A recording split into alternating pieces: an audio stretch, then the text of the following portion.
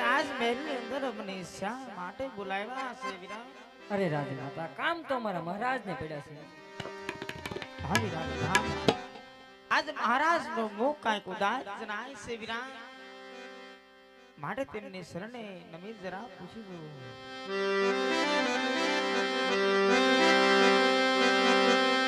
એ આદેશ સતી રે આવીને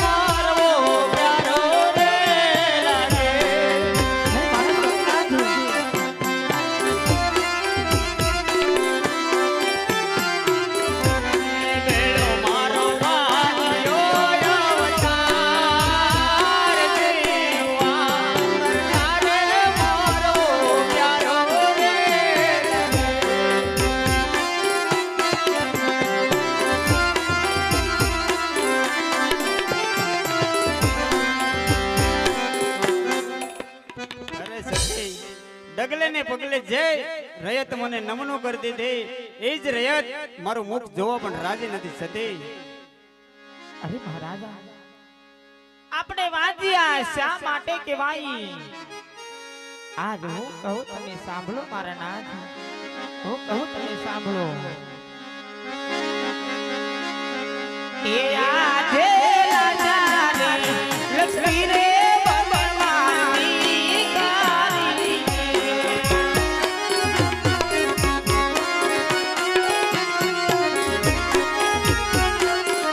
એ જે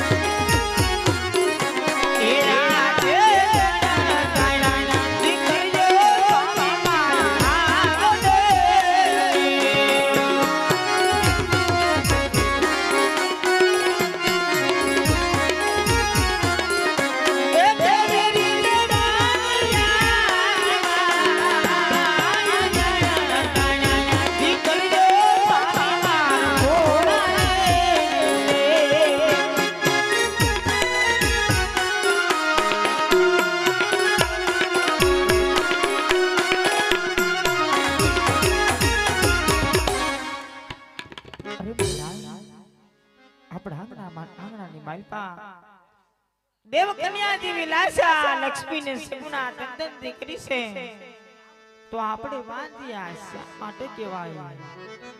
અરે સતી, દીકરી તે પારકા ઘરની થાપન કહેવાય. આજ પરણાવો તો કાલ પોતપોતાના સાસરે ચાલી જાય. મારા ગયા પછી એક આજ પુત્ર હોય તો પોકરણગઢના રાજ સંભાળે. પોકરણગઢના રાજને એક દિન મણવણના તાળા દેવા દે સતી, તો મને આજ્ઞા આપો, અગરોરમાં જઈને તપ કરી અને મારે મારી કાયાનું કલ્યાણ કરું સતી. અરે નહીં મારા નાથ, આજ અઘોર વનની માલપા તો તમને કેવી રીતે જવા દઉં? કારણ કે મહારાજ, આપણી દીકરી સગુણા એમ કહેવાય છે કે 16 વર્ષના ઉંમર લાયક થયા છે. એમને સાસરે વળાવીને મન જાશો ને તો પણ મારે કોઈ જાતની ચિંતા ન રહે. અરે સતી, તમારો કેવો પણ સત્ય છે. અરે પ્રધાનજી, મહારાજ રાજમાંથી રાજગોરને બોલાવો.